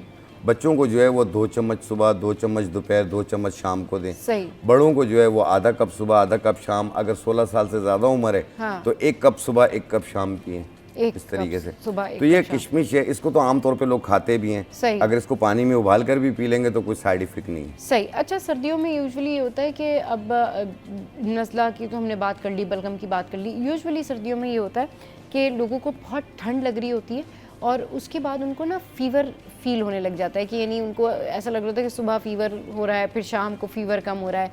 तो ये जो सर्दियों वाला जो फीवर होता है या सर्दियों में जो इम्यूनिटी, बुखार सा फील हाँ, होता है। बुखार सा फील होता है या लेथार्जिक आपको फील होता है कि मुझे डल हो रहा हूँ मैं, मुझे यानी कि बुखार हो रहा है, क्या हो रहा है, इस कैफियत से निकलने के लिए क्या रेमेडी होती है? देखिए, उसके लिए आप सब चाय बनाते हैं ना, हाँ, आप उसके अंदर आधा इंच का टुकड़ा दालचीनी का डालें, आधा इंच का टुकड़ा अदरक का डाल लें, अच्छा, फिर इसको सब चाय के अंदर उबाल कर आप पी लें। सही। आप देखें ये जो सर्दी बुखार सा फील होता है, कभी सर्दी की शिद्दत ज़्यादा फील हो रही है, हाथ पाँव ठंडे हो रहे हैं और गला ख़राब भी महसूस होता सही, है, हाँ। तो ये उसको भी ठीक करेगी और साथ में बुखार की कैफियत भी दूर कर ठीक देगी। है। अच्छा, छोटे बच्चों में जो है वो पसलियाँ उनकी चलने लग जाती हैं और जाती छोटे बच्चे जब सर्दियों में ज़्यादा उनको प्रॉब्लम शुरू हो जाता है तो उनको क्या करना चाहिए सर्दी से देखिए, बचाने के लिए? बहरा होता है उनका नज़ला नहीं, इसके लिए देखें जो बॉर्न बच्चे होते हैं इन्हें सबसे पहले तो तरजीह दें आप पिट्स के डॉक्टर को दिखाइए। सही। एक दूसरा ये है कि जब उनको आप फीड देते हैं जैसे या फीडर दे रहे हैं या माँ मिल्क दे रही है उसे, तो उसकी गर्दन थोड़ी ऊपर कर लिया करें। अच्छा। हाँ, ऐसे गर्दन ऊपर करके फीड दें ताकि मैदे में जाए। सही। वो लेटे हुए उसे जो आप फीड देते हैं ना, वो सारा फेफड़ों पे आता है, वो आपको कंजेशन करता है। थोड़ा एहतियात कीजिए उस पर, क्योंकि और बाकी बच्चों को जो है कोशिश करें कि दवाओं से, इन चीज़ों से, टोटकों से भी दूर रखें, पड़ोसियों से भी मशवरा ना करें। अच्छा। आपको जो पिट्स का डॉक्टर मशवरा देगा आप उस पर अमल सही, पीट्स के डॉक्टर के पास आप जाएं और फिर डॉक्टर से मशवरा करें। अच्छा, अभी जो छोटे बच्चों की हमने बात की, छोटे बच्चों में जो कंजेशन होती है, जो छोटे बच्चों में बलगम होता है, जस्ट बॉर्न बेबीज़ में जो बलगम होता है, उनको सीने पे जमा हो जाता है या उनको सांस लेने में मसला होता है, उसके लिए क्या करना चाहिए? देखिए, उसके लिए आपने थोड़ा सा आपने सरसों का तेल लेना है। सही। और उसके अंदर जो है 1 चुटकी ज़ाफ़रान डाल लेनी है। अच्छा। फिर वो उसे आप उसे यहाँ पे सीने पे उसके लेप कर लें, थोड़ा सा लगा लें, हल्का सा लगा लें आप। हाँ। देखना सीना खुल जाएगा इनका। अच्छा, उससे सीना लेकिन खुल- फिर भी मैंने इसीलिए कहा, हाँ। एहतियात अफसोस से बेहतर है। आपने जो बच्चे की फीड का जो तरीका कार है उसे उस तरीके से रखें। सही। अगर लेटे हुए आप फीडर पकड़ा देंगे वो तो फेफड़ों पे आएगा। सही। अच्छा, बहुत ज़्यादा छींकें आना, यानी कि कुछ लोगों को सुबह शाम दिन रात छींकें आ रही होती हैं, ये किस तरीके से कंट्रोल हो सकती हैं? और ये ठीक है, आपने बताया एलर्जी तो होती है, लेकिन इसका कंट्रोल क्या है? लेकिन इसका कंट्रोल ये है कि इसका एक इलाज है। अब बाज़ लोगों की नाक की हड्डी बड़ी हुई हाँ। होती है, बाज़ में पॉलिप बड़ा हुआ होता है, उसकी वजह से जब वो सोते हैं ना तो करवट बदलते हैं तो एक नाक बंद हो जाती है, यूं करवट बदलते हैं तो दूसरी नाक बंद हो जाती है, दूसरी खुल जाती है। सही। और बाज़ औक़ात रात के टाइम पे एकदम उड़ जाते हैं जैसे दम घुट रहा है उनका। हाँ, कंजेशन एक ये कैफियत भी हो जाती है। सही। तो ऐसी सूरत में आपने लेना है तुख्म खुब्बाजी। अच्छा। तुख्म खुब्बाजी 1 चाय वाली चम्मच, सही। और इस्ते खुद्दूस बूटी 1 चाय वाली चम्मच, ठीक। 1.25 कप पानी में डालें, उबाल लें और रात सोते वक्त पी लें आप। 1 टाइम रोज़ाना पिएं। और साथ में साइनस नोजल ड्रॉप मिलेंगे आपको, वो नाक में 2-2 कतरे डालें आप, 1 टाइम रोज़ाना डालें। आप रात को ये अमल करेंगे, सुबह तक नाक खुल जाएगी। लेकिन फिर इसे कंटिन्यू कीजिएगा, महीना 40 दिन करना ही है। हाँ। ताकि जो पोलेप या हड्डी बढ़ी हुई है वो अपनी जगह पे आ जाए और ये नाक खुल जाए। सही। अच्छा, स्किन एलर्जी का बताएं कि स्किन एलर्जी का जो है ना वो क्या रेमेडी है? बहुत सारे लोगों को स्किन ये इस वेदर में, ये जाते हुए और आते हुए जो मिक्स वेदर हुआ हुआ, ये दोनों सर्दी और गर्मी का जो मिक्स वेदर है, इसमें बहुत सारे लोगों को स्किन एलर्जी हुई हुई है, बारीक बारीक दाने हुए होते हैं कमर के ऊपर, या हाथों में बहुत ज़्यादा इचिंग होती है, लाल हर लाल से वक्त दाने खुजाते रहते हैं। हाँ, वो क्या उसका रेमेडी है? देखिए, ये इसमें यह है कि जब थोड़ी सी धूप लगती है ना, हाँ। या थोड़ा सा दौड़ भी लगाते हैं तो बॉडी में सुइयां चुभने शुरू हो जाती हैं। हाँ। एक ये होती है, और ये है कि कोई चीज़ भी खा रहे होते हैं, अचानक सुइयां चुभनी शुरू होती हैं, खारिश शुरू हो जाती है। तो ऐसी सूरत में आपने 5 दाने उन्नाब ले लें। अच्छा। 5 दाने उन्नाब 1 गिलास पानी में डिप कर दें। सुबह निहार मुँह छान के वो पी लें। सही। ये ब्लड प्यूरिफाई, खून साफ करेगी उनका। सही। दूसरा जो लगाने के लिए हाँ। गंधक आंवला सार, एक पत्थर सा तो वो होगा। जो दाने हैं वो उसके ऊपर जलन नहीं करेगी नहीं करेगी। गंधक? अच्छा ये दूसरी गंधक है। अच्छा अच्छा। गंधक की 3-4 किस्में। अच्छा अच्छा, वही एक मैंने पानी कहा, में पता डालते करना। होते हैं, हाँ, सही। वो अलग है, ये तेल वाली है। सही। आपने गंधक आंवला सार ले लें 50 ग्राम, सही। उसे 1 पाव नारियल के तेल में डाल लें आप, पाउडर बना के मिक्स Coconut करके oil, हिला लें। हाँ। बिल्कुल। और पूरी बॉडी पे लगाएं, रात को लगा लें, सुबह धो लें, या नहाने से आधा घंटा पहले लगा लें, उसके बाद नहा लें। पूरी बॉडी पे से ये जो इचिंग खारिश है वो दूर हो जाएगी। कैसी भी कोई इचिंग हो, किसी भी खारिश हो, किस्म सही। की वो हो जो रेड रेड से स्पॉट या। वगैरह पड़ जाता है। अच्छा सही। बेटा, एक चीज़ और बताऊंगा जी, जी। कि पूरी बॉडी पे ड्राइनेस हो रही है, जी। खुश्की आ रही है। हाँ। आपने देखोगे चेहरा भी खुश्क हो रहा है लोगों का, हाथ भी खुश्क हो रहे हैं। हाँ। तो आपने 1 गिलास दूध लेना है, उसमें 2 कतरे रोगन बादाम शीरी, मीठे बादाम का तेल डाल लें। 2 कतरों से ज़्यादा ना डालें 1 गिलास दूध में।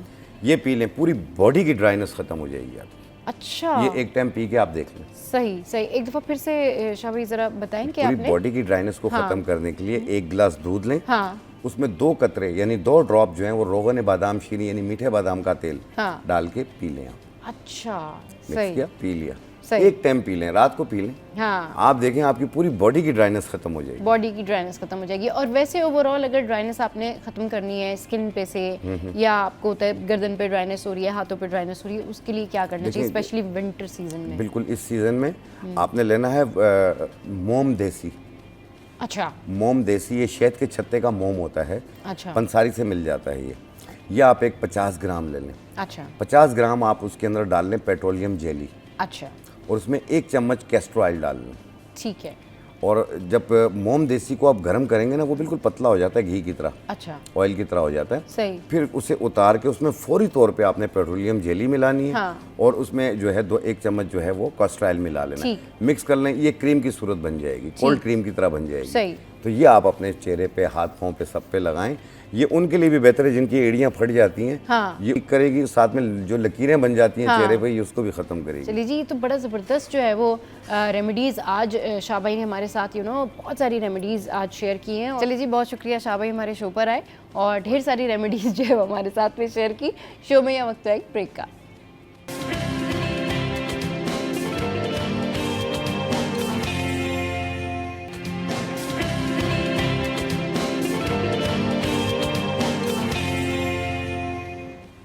Welcome back. और अब कुछ बात कर लेते हैं पड़ोसियों के हुकूक की, नेबर राइट्स की।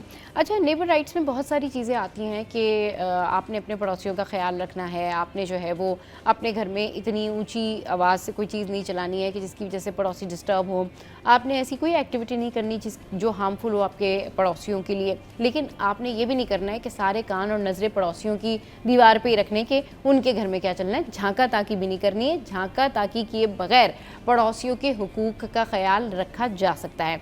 इस पर बात करने के लिए हमारे साथ जो है वो मुश्ताक काजी साहब मौजूद हैं, जो कि एडवोकेट हैं सुप्रीम कोर्ट के। उनको वेलकम करते शो में। अस्सलाम वालेकुम sir, welcome to the show. कैसे हैं आप? ठीक ठाक हैं सर? थोड़ी सी बात करेंगे कि अगर हम बाकी ममालिक देखें तो वहाँ पर एक प्रॉपर जो है ना प्रिंसिपल्स हैं, प्रॉपर रूल्स हैं, प्रॉपर राइट्स हैं हर किसी के, कि अगर उनके पड़ोस में कोई शख्स रह रहा है और उसकी कोई ऐसी एक्टिविटी है जिसकी वजह से दूसरे पड़ोसी जो है वो परेशान हो रहे हैं, तो वो जाते हैं और वो उनकी कंप्लेन भी कर देते हैं और फिर जो सर्टन लोग हैं वो आते हैं, उनको तंबी करते हैं कि भाई आपने नेक्स्ट टाइम ऐसे नहीं करना है। मगर हमारे यहाँ क्या है कि हमारे यहाँ शादियों से ले के हर एक्टिविटी तक जो है वो ये समझा ही नहीं चाहता कि अड़ोस पड़ोस में कोई रह रहा है। वो ये देखा ही नहीं चाहता कि पड़ोसियों के हुकूक क्या हैं। जैसे अभी रिसेंटली अब जो ये गर्मियाँ सारी गुजरी हैं, या सर्दियों में भी हमारे यहाँ यूजुअली लाइट नहीं होती, तो लोग जनरेटर का इस्तेमाल करते हैं। और मैं बहुत फोकस करके ये बात करना चाहूँगी, मेरा मकसद ये नहीं है कि लोग जनरेटर लगाना छोड़ दें। मेरा मकसद ये है कि अगर आप बहुत क्लोज़ घरों में रहते हैं, यानी आप एक ऐसे घर में रह रहे हैं जहाँ पर आपने जनरेटर लगाया हुआ है और उसकी आवाज़ इक्वली आपके घर में भी उतनी आ रही है और पड़ोसियों के घर में भी उतनी जा रही है, उससे धुआं भी निकल रहा है, उससे जो है वो वायलेंस भी क्रिएट हो रहा है, लेकिन आपके घर में बिजली आ रही है और बराबर वाले के घर में बिजली नहीं आ रही, लेकिन आप उसकी आवाज़ से मुस्तकिल इरिटेट हो रहे हैं। तो ऐसी सूरत हाल में क्या करना चाहिए? देखिए, पाकिस्तान वाहिद मुल्क है, मैं समझता हूँ, जो आपने बाहर की एग्जांपल दी है, जी। वहाँ पे लॉज बनाए गए हैं लेकिन वो प्रिंसिपल्स बड़े सख्त हैं। वहाँ लोग खुद ही फॉलो करते हैं। हमारे यहाँ लॉज तो बहुत सारे हैं लेकिन उसकी इम्प्लीमेंटेशन नहीं है। This is unfortunate for Pakistan. जो बात आपका टॉपिक है इसके ऊपर ये है कि पाकिस्तान में पर्टिकुलरली इस टाइप की, इसको न्यूसेंस कहते हैं। There are 2 types of nuisance, एक जनरल न्यूसेंस होती है, पब्लिक न्यूसेंस होती है। जो प्राइवेट न्यूसेंस है ये उसमें फॉल करता है। और ऐसी सिचुएशन में अगर किसी ने अड़ोस पड़ोस के प्रॉब्लम्स क्रिएट किए हैं, फॉर एग्जांपल सम टाइम ऐसा होता है कि एडजेसेंट बिल्डिंग्स हैं, लोग स्टेयर्स को भी ब्लॉक कर देते हैं, साथ वालों ने फुटपाथ को ब्लॉक कर दिया है। ये जनरेटर वाला मसला है, कुछ तो लोगों के घरों पे है, कुछ छतों पे है, कुछ तो स्ट्रीट्स के ऊपर रखा हुआ है। सही, ये एक प्रॉब्लम है। जो पाकिस्तान में पड़ोसियों के हुकूक तो ऑलरेडी प्रोटेक्टेड हैं, पीनल लॉ के तहत भी हैं, पाकिस्तान पीनल कोड इन्वॉल्व होता है, कॉन्स्टिट्यूशन हमारा जो फंडामेंटल राइट्स देता है आर्टिकल 4 से 28 तक, उन सब में भी लॉ प्रोटेक्शंस हैं कि आपकी प्राइवेसी, आपकी लाइफ, आपकी liberty, this is guaranteed by the constitution. अब प्रॉब्लम ये हो रही है कि हमारे यहाँ लॉ है लेकिन उसकी इम्प्लीमेंटेशन नहीं है। हम लोगों में इतनी अवेयरनेस नहीं है। हर आदमी अपनी सहूलत के लिए अपने आप को एडजस्ट कर लेता है। सही। ऐसे में अगर किसी किस्म की कोई प्राइवेट न्यूसेंस होती है तो ये जो आप बात कर रहे हैं, ये शोर निकलना, इससे फ्यूम्स निकलना, इसमें जो वाइब्रेशन हो रही होती है, लोगों ने अपनी बिल्डिंगों के ऊपर बड़े बड़े वो लगाए हुए हैं, पैलेट्स लगाए हुए हैं जिनके तहत जो है वो वाइब्रेशंस आती पूरी बिल्डिंग में। ये सारे के सारे unless these are being approved by the competent authority, these are violations और these are offences under the law. सही, ये वाकई वायलेशन है। अब क्या होता है, यूजुअली लोगों ने जनरेटर लगाए होते हैं। मैं एक मार्केट के बारे में आपको बताती हूँ कि मैं एक मार्केट में गई, वहाँ पर बहुत सारे जो है ना दुकानें एक साथ बनी हुई थी। अच्छा, अब जब आप उस मार्केट में अंदर एंटर हुए तो वहाँ पर लाइट नहीं थी, यूजुअली वहाँ लाइट नहीं होती। वहाँ पर तमाम ही लोगों ने, जितने दुकानदार थे, जितने शॉपकीपर्स थे, वहाँ पर सब लोगों ने जनरेटर लगाए हुए थे और वहाँ जो अंदर जाने वाले लोग थे वो भी वहाँ नहीं खड़े हो पा रहे थे, वहाँ से शॉपिंग नहीं कर पा रहे थे क्योंकि तमाम जनरेटर्स की जो आवाज़ थी वो एक साथ थी और जो शॉपकीपर्स थे वो भी अंदर मौजूद नहीं थे क्योंकि अंदर जनरेटर का धुआं भी भर रहा था। जब कोई उनको लगता था कि ठीक है कोई कपड़े ख़रीदने के लिए आया है, किसी ने कुछ शॉपिंग करनी है, तो वो वहाँ से जो उनका कस्टमर है या किसी को देख के, खातून को देख के, किसी बच्चे को देख के वो फिर शॉप के अंदर जाते थे और वहाँ पर खड़े होकर वो कहते थे जी जल्दी बताएँ, बहुत धुआँ हो रहा है, बहुत शोर हो रहा है। यानी इतना शोर कि मार्केट में शॉपकीपर को भी आपकी आवाज़ दी जा रही है कि आपने लेना क्या है और कैसे शॉपिंग करनी है। तो ये वायलेशन भी है किस चीज़ की कि आप डोमेस्टिक वायलेंस जो है वो क्रिएट कर रहे होते हैं। आने वाला शख्स जो है वो भी उसके धुएं में होता है, या अगर धुआं ना भी हो तो उससे जो इन्वायरमेंट के अंदर जो एक प्रॉब्लम क्रिएट होती है, आपके दिमागों के अंदर जो एक नेगेटिव वाइब जाती है, ये एक बहुत बड़ा मसला है। और आप देखें कि इसी वजह से अब सर चोरियाँ भी बढ़ गई हैं। क्या होता है कि जनरेटर की आवाज़ पूरी गली मोहल्लों में इतनी ज़्यादा तेज़ होती है कि किसी को ये पता भी नहीं चल रहा होता। उसी सिनारियो में आपकी कोई ग्रिल कट कर दे, कोई भी कुछ कट कर दे, आपको पता ही नहीं चलता क्योंकि पूरी गली में या एक घर में जो जनरेटर है वो इतना ज़्यादा तेज़ी से चल रहा होता है। जनरेटर लगाएं, ज़रूर लगाएं, लेकिन ऐसी जगह पर लगाएं जिससे दूसरे और ख़ुद आप डिस्टर्ब नहीं हो। इनफैक्ट अगर आपने अपने घर में जनरेटर लगाया हुआ है और वो आपके ड्राइंग रूम के साथ लगा हुआ है, वो आपके किसी कमरे के साथ लगा हुआ है, तो आपको पंखे की हवा तो आ रही है, लाइट तो आपकी जल रही है, लेकिन जो उसकी आवाज़ है, आप इमेजिन करें कि वो आपके ब्रेन के ऊपर कितना नेगेटिव इफ़ेक्ट छोड़ के जा रही है। क्योंकि लाइट 10 मिनट के लिए नहीं जाती, लाइट तो 10-10 घंटे की लोड शेडिंग है। तो हर 2 घंटे बाद अगर आप 2 घंटे उस जनरेटर की आवाज़ को पास बैठ के सुन रहे हैं, अगर तो आपका घर छोटा है, तो आप सोचें कि आपके ब्रेन के ऊपर क्या असरात हो रहे हैं। न सिर्फ आप बल्कि जो बराबर वाले आपके पड़ोसी हैं, या आपके ऊपर अगर कोई रहता है, या आपके घर में नीचे कोई रहता है, तो सर ये कितना बुरा एक इम्पैक्ट होता है जहन के ऊपर भी, नफ्सियाती तौर पर भी आप चेंज हो जाते हैं आपका दिमाग कि मुस्तकिल आवाज़, मुस्तकिल आवाज़, मुस्तकिल आवाज़। जी सर। देखिए इसमें होता ये है कि अगर आप अपने आप को सिक्योर करने के लिए, अपने बेनिफिट के लिए, विदाउट कंसिडरिंग योर नेबर्स अगर ये काम करते हैं तो पहले तो मैंने बताया ये वायलेशन है। दूसरा ये कि एज ए ह्यूमन बीइंग जो हमारा मज़हब हमें सिखाता है कि आपने अपने पड़ोसियों के हुकूक को सिक्योर करना है, तो ये उसके लिए बड़ा इंपॉर्टेंट है। और हमारे यहाँ लोगों को ये सेंस डेवलप करने की आदत है। इसमें हमारे यहाँ सिंध प्रोटेक्शन है, इन्वायरमेंट के ऊपर पूरी अथॉरिटी कायम की गई है, लेकिन इसमें यह है कि कंप्लेंट नहीं लोग लॉन्च करते हैं, लोगों को आइडिया नहीं, अपने फंडामेंटल राइट्स के बारे में लोगों को पता नहीं है। अवेयरनेस होनी चाहिए। अगर तो आप सबसे पहले अपने पड़ोसी को कंप्लेंट करें, अगर नहीं मानता तो लोकल अथॉरिटीज़ में प्रॉपर फॉर्म्स मौजूद हैं इनकी कंप्लेंट करने के लिए। नहीं तो आप ultimately you have to approach the court of law. इस तरह की वायलेशंस, इस तरह की न्यूसेंस जो है, इसको कोर्ट कंट्रोल करती है, फिर उनको डैमेजेस भी करार दे दिए जाते हैं। तो ऐसी सूरत में मैं समझता हूँ कि लोगों को ये आइडिया नहीं है कि इसके जो फ्यूम्स निकलते हैं, जो इसका नॉइज़ है, ये कितना हेल्थ हैजर्डस है इंसान की अपनी सेहत के लिए और अपने नेबर्स को जो अनवांटेडली जिनको आप ये एक्सपेंड कर रहे हैं। सही। तो ये नहीं होना चाहिए। इनफैक्ट ये नहीं होना चाहिए। चलिए जी, अवॉइड करें, कोशिश करें कि इन चीज़ों से आप दूर रहें, क्योंकि ये तो आपकी अपनी सेहत के लिए भी मसला है। अगर तो आपका घर बड़ा है भाई, तो आप 5 जनरेटर लगा लें और दूर दूर चला लें, और इन्वायरमेंट भी जो है उस तरीके से प्रॉब्लमेटिक नहीं होगा। अच्छा जी, जो पड़ोसी इफ़ेक्ट होते हैं उनमें से एक पड़ोसी आज हमारे शो पर भी मौजूद हैं और ये आपकी जानी मानी पर्सनैलिटी भी हैं। तो ब्रेक के बाद जब वापस आएंगे तो आपको एक मुतासिर पड़ोसी से मिलवाएंगे जो कि वाकई इन तमाम तर चीज़ों से बड़े परेशान हैं। हमारे साथ रहिए।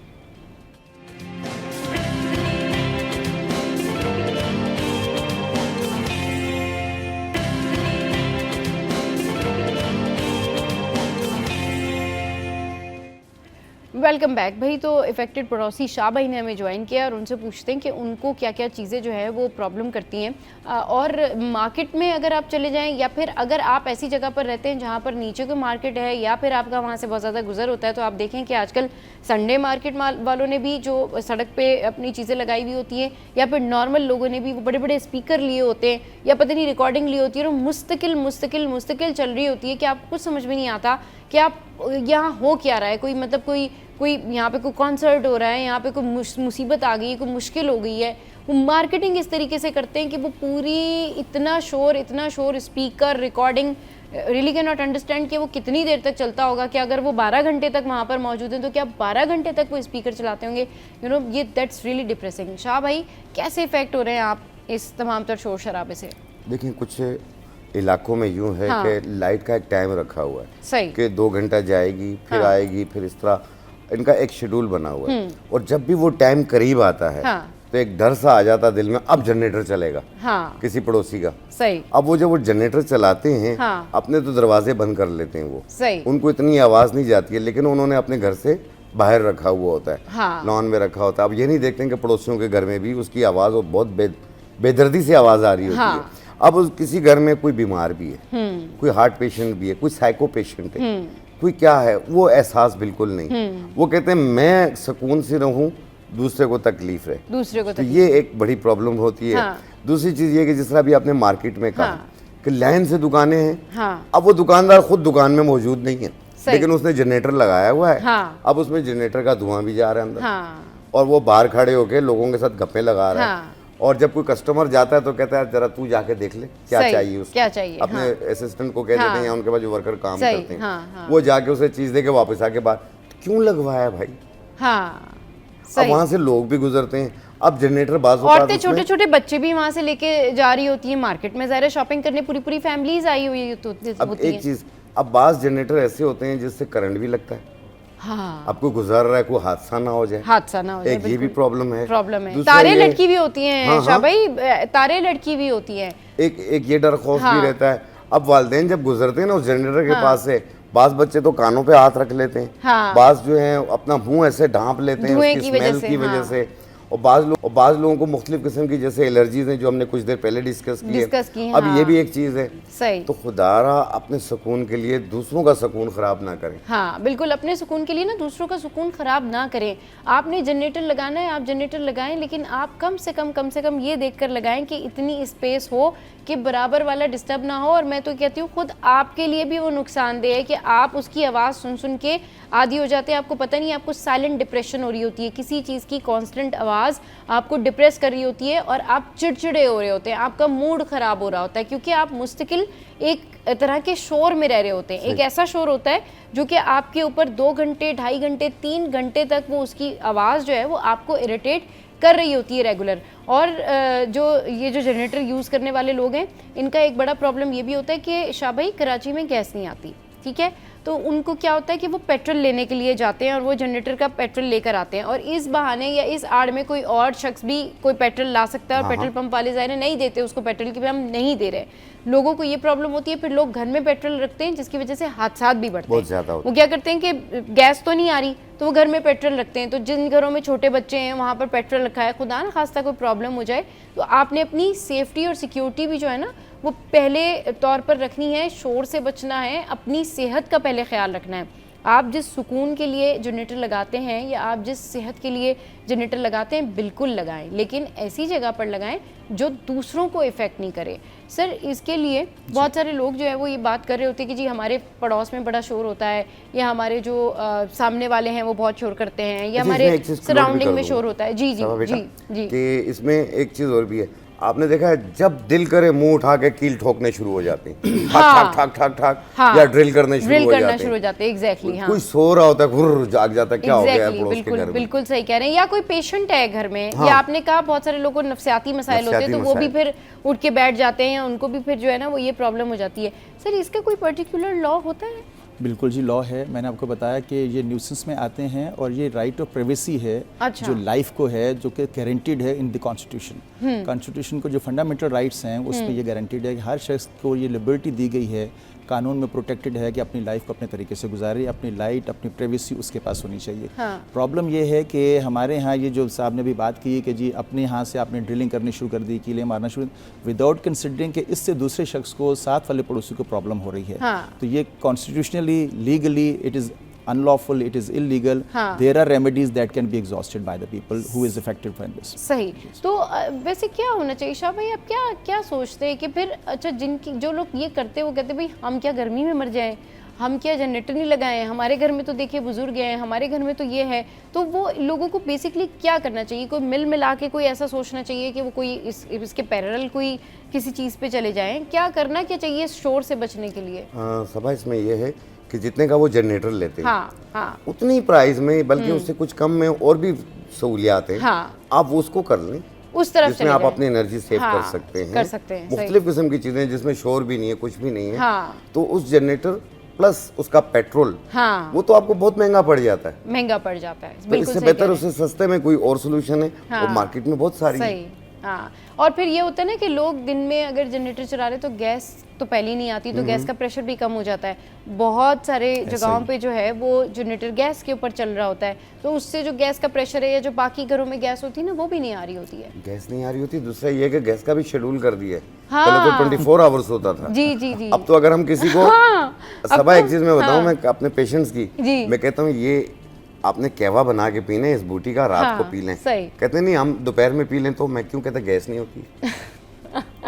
ये भी हालत है। सही, बिल्कुल बिल्कुल सही कह रहे हैं कि गैस नहीं होती है और ये सारे इश्यूज होते हैं। पड़ोसियों के राइट्स सर जी। कितने ज़रूरी हैं, ज़रा थोड़ा सा एजुकेट करें कि हमारे यहाँ जो नेबर राइट्स हैं वो क्या हैं, और अगर कोई उनकी वायलेशन करता है तो उसकी क्या सज़ा होती है।